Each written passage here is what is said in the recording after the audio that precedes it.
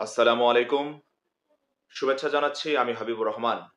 আগামী ২৪ এবং ২৫ November Saudi আরবের জেদ্দায় অনুষ্ঠিত হতে যাচ্ছে ২০২৫ সালের আইপিএল এর সবচেয়ে বড় নিলামের মেগা অকশন। এই নিলামটি ঘিরে ইতিমধ্যেই সোশ্যাল মিডিয়া সহ দেশি বিদেশি বিভিন্ন গণমাধ্যম উত্তপ্ত হয়েছে। এই নিলামের মাধ্যমে আইপিএল এর যে ১০টি ফ্র্যাঞ্চাইজি রয়েছে, এই ১০টি ফ্র্যাঞ্চাইজি আগামী ৩ বছরের জন্য তাদের দল গোছানোর জন্য যে ক্রিকেটারগুলো প্রয়োজন তারা নিলাম থেকে কিনে নিবে। এই নিলামে প্রাথমিকভাবে ১৫৭৪ জন দেশি বিদেশি ক্রিকেটার নাম রেজিস্ট্রেশন করেছিল, কিন্তু আইপিএল এর ফ্র্যাঞ্চাইজিগুলোর চাহিদার অনুযায়ী মাত্র ৫৭৪ জন ক্রিকেটারকে রেখে ১,০০০ ক্রিকেটারকে নিলাম থেকে বাদ দেওয়া হয়েছে। এই ৫৭৪ জন দেশি বিদেশি ক্রিকেটারের মধ্যে ২০৪ জন রয়েছে বিদেশি ক্রিকেটার। এই ২০৪ জন বিদেশি ক্রিকেটারের মধ্যে থেকে দল পাবেন মাত্র ৭০ জন ক্রিকেটার। এর মধ্যে দেশি বিদেশি বিভিন্ন বড় বড় নাম রয়েছে। জস বাটলার রয়েছে, রাবাদা রয়েছে, সাম কারেন রয়েছে, আনরিক নরটিয়া রয়েছে, মিচেল স্টার্কের মতো বিদেশি ক্রিকেটার এই নিলামে তাদের নাম উঠতে যাচ্ছে। এই নিলামে বাংলাদেশের ১৩ জন ক্রিকেটার প্রাথমিকভাবে নাম রেজিস্ট্রেশন করেছিল, কিন্তু প্রাথমিক যাচাই বাছাই শেষে একজন ক্রিকেটারকে বাদ দেওয়া হয়েছে। ১২ জন ক্রিকেটার সম্ভবত ২৪-২৫ তারিখের নিলামে তাদের নিলামে নাম ওঠার সম্ভাবনা রয়েছে। আরেকটি কথা আপনাদের জানিয়ে রাখি যে বাংলাদেশি ১২ জন ক্রিকেটারের নাম এবার আইপিএল এর নিলামে রয়েছে, কিন্তু এই ১২ জন ক্রিকেটারের নাম দিন শেষে নিলামে না উঠতে পারে, কারণ বাংলাদেশি ক্রিকেটারদের নিলামের যে পুল অর্থাৎ র্যাঙ্কিং সেই ক্ষেত্রে অনেক পিছনে রয়েছে, ১৬, ১৭, ১৮ নম্বরে। সাধারণত প্রথম দিন ২৪শে নভেম্বর বাংলাদেশের কোনো ক্রিকেটারই আইপিএল এর নিলামে তাদের নাম উঠবে না, এটা বলাই যায় শিওর করে। যদি ২৫ তারিখে বাংলাদেশি ক্রিকেটারের কোনো নিলামে নাম ওঠে, এর আগেই কিন্তু আইপিএল এর যে ১০টি ফ্র্যাঞ্চাইজি টিম রয়েছে তারা তাদের স্কোয়াডের ২৫ জন ক্রিকেটারের অধিকাংশই তারা কিনে ফেলবে। সেক্ষেত্রে অল্প কিছু ২-১ জন করে হয়তো জায়গা খালি থাকতে পারে। দিনের প্রথম ভাগের যে নিলাম সেখান থেকে তারা সেটা ফিল আপ করার একটা পসিবিলিটি তৈরি হবে। সেক্ষেত্রে বাংলাদেশি ক্রিকেটারদের নাম আসতে আসতেই নিলামে অধিকাংশ দল তাদের ২৫ জনের স্কোয়াড পূর্ণ করে ফেলবে। তারপরেও ফ্র্যাঞ্চাইজি গুলোর চাহিদা অনুযায়ী বাংলাদেশি কিছু ক্রিকেটারের দল পাওয়ার সম্ভাবনা রয়েছে। এই নিলাম থেকে বাংলাদেশি ক্রিকেটারদের দল পাওয়ার সম্ভাবনা মাত্র ২-৪ জনের, বাকিদের দল পাওয়ার সম্ভাবনা খুবই ক্ষীণ। কোন ক্রিকেটাররা এই ২০২৫ আইপিএল নিলামে দল পাবেন বলে সম্ভাবনা দেখা যাচ্ছে তাদের বিষয়ে আমরা একটু আজকের ভিডিওতে আলোচনা করতে যাচ্ছি। আমরা জানি গত আইপিএল এ মোস্তাফিজুর রহমান একজন বেস্ট পারফর্মার ছিলেন চেন্নাই সুপার কিংসের। চেন্নাই সুপার কিংস মাত্র ২ কোটি ভিত্তিমূল্যে তাকে দলে ভিড়িয়েছিল। আইপিএল এর নিয়ম অনুযায়ী মাত্র ৬ জন ক্রিকেটারকে রেখে তাদেরকে বাকি সব ক্রিকেটারকে ছেড়ে দিতে হয়েছে। সেই ক্ষেত্রে চেন্নাই মোস্তাফিজকে ছেড়ে দিয়েছে, কিন্তু আমাদের দৃঢ় বিশ্বাস এবং বিভিন্ন পত্রিকা থেকে যে তথ্য সংগ্রহ করা হয়েছে সেখান থেকে বোঝা যায় যে মুস্তাফিজ আবার হয়তো চেন্নাই ফিরবেন। তো মুস্তাফিজের জন্য এই নিলামটা কিন্তু সাপে বর হয়ে গিয়েছে, কারণ মুস্তাফিজের ভিত্তিমূল্য ২ কোটি রুপি। তো নিলামে অবশ্যই আরো কয়েকটি দল তাকে পেতে চাইবে। সেক্ষেত্রে এইবার তার ভিত্তিমূল্য থেকে তার দাম বেড়ে ৪ থেকে ৫ কোটি রুপিতে পৌঁছে যেতে পারে, যা বাংলাদেশি ক্রিকেটারের জন্য আইপিএল এর ক্ষেত্রে সবচেয়ে বেশি মূল্য বিবেচনায় আসতে পারে। তারপর যদি আমরা বাংলাদেশের দ্বিতীয় কোনো ক্রিকেটারকে আইপিএল এর সম্ভাবনায় দেখে থাকি, সেটা হচ্ছে তাসকিন আহমেদ।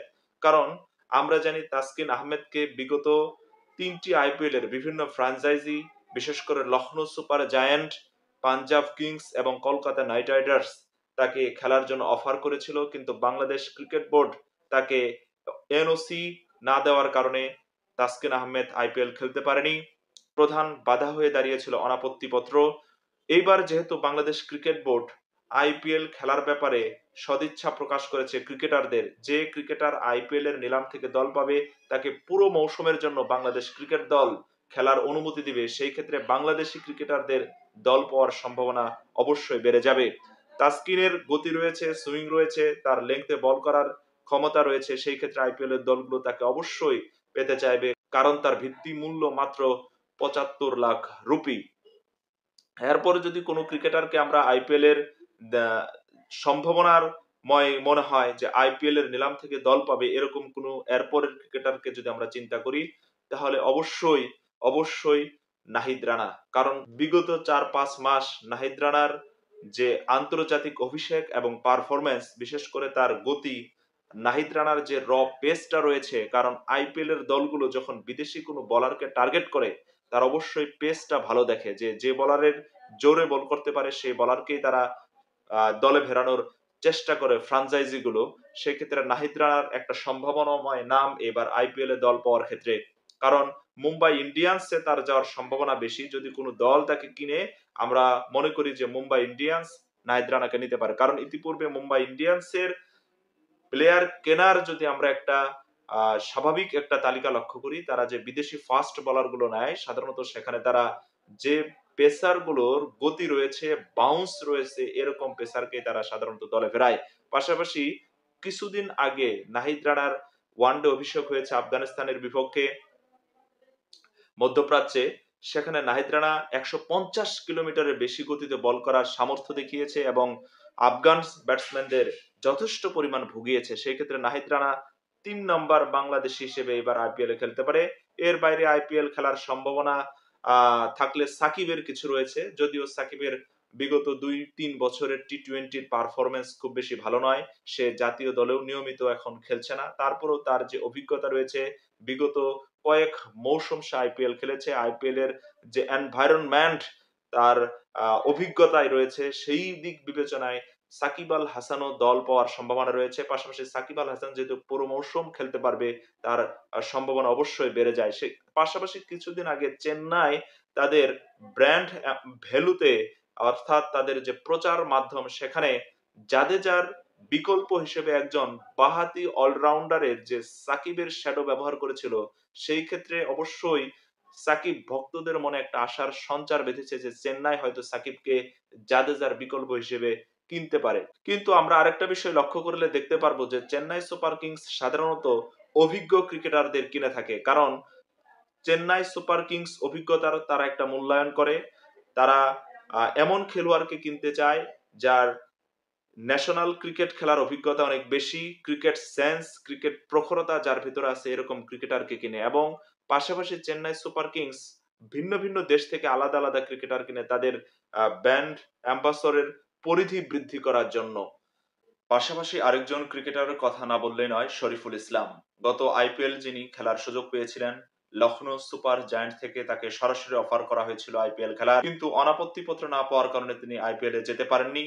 এইবার তার আইপিএল এ দল পাওয়ার সম্ভাবনা খুবই কম। কারণ হিসেবে গত 1-1.5 বছরে তার পারফরমেন্সের দিকে লক্ষ্য করলে দেখা যায় সে অনেক বেশি ইনজুরিতে ভুগেছে। তার বলের যে গতি সেটা অনেকটাই কমে গিয়েছে এবং সর্বোপরি তার যে পারফরমেন্স সেটা আগের মতো ধারালো বা তীক্ষ্ণ নয়। সেই ক্ষেত্রে শরীফুল ইসলামের এইবার দল পাওয়াটা বেশ কঠিনই হয়ে যাবে। আমি ব্যক্তিগতভাবে মনে করি যে এইবার শরীফুল ইসলামের দল পাওয়ার সম্ভাবনা নেই। কারণ আইপিএল এর কোনো ফ্র্যাঞ্চাইজি যদি বাংলাদেশ থেকে কোনো ক্রিকেটার কিনে, 1 নম্বরে মুস্তাফিজুর রহমান, 2 নম্বরে তাসকিন আহমেদ, 3 নম্বরে নাহিদ রানা, 4 নম্বরে হলো সাকিব আল হাসান। এর বাইরে যে ক্রিকেটাররা নিলামে তাদের নাম উঠতে যাচ্ছে, সেখানে রয়েছে মেহেদী হাসান মিরাজ, রিশাদ হোসেন, তৌহিদ হৃদয়, লিটন দাস। তাদের আইপিএল খেলার সম্ভাবনা নেই বললেই চলে। এইবার বাংলাদেশি ক্রিকেটারদের আইপিএল খেলার একটি বড় সম্ভাবনা জাগিয়েছে বাংলাদেশ ক্রিকেট বোর্ডের এনওসি দেওয়ার ব্যাপারে যে পজিটিভ চিন্তা ভাবনা। কারণ আইপিএল এ যদি কোনো ক্রিকেটার খেলে, আইপিএল এর যে ম্যাচের environment, temperature, coaching panel, dressing রুমের যে ভাগাভাগির একটা অভিজ্ঞতা, সেটা অবশ্যই বাংলাদেশের ন্যাশনাল টিমে যখন তারা ব্যাক করবে সেখানে অবশ্যই কাজে লাগবে। এটা একটা পজিটিভ দিক। আইপিএল খেলতে দেওয়ার যে পজিটিভ চিন্তা ভাবনা বাংলাদেশ ক্রিকেট বোর্ড করেছে, এটা অবশ্যই সাধুবাদ জানাই। আমরা চাই বাংলাদেশ থেকে বেশি বেশি ক্রিকেটার আইপিএল এ খেলুক।